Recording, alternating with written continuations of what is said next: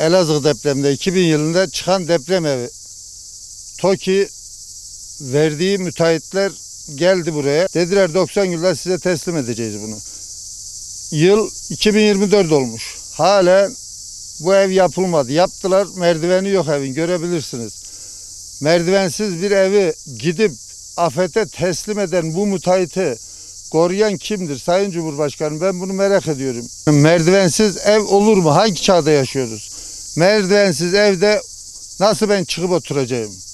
Bunun yetkililerin gerekeni yapmasını rica ediyorum.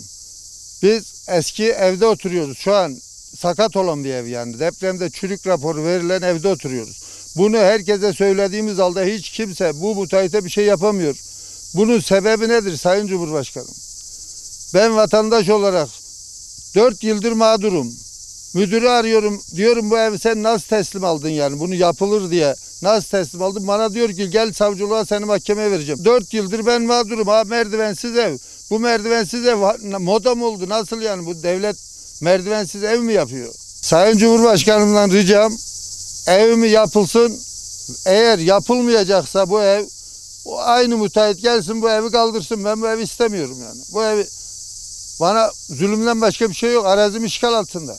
Ben bu evde oturamıyorsam bu evi ne yapacağım ben? Merdiveni olmayan evi ne yapacağım? Bu mağduriyetimin gidermesini saygılarımla arz ediyorum.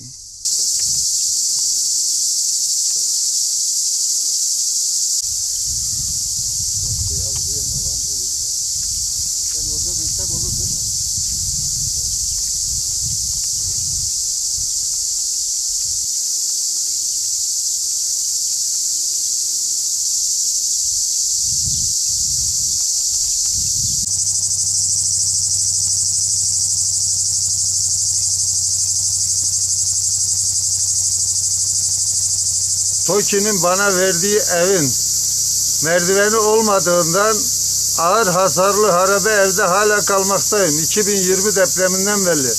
Bunu hiçbir yetkiliye duyuramadık.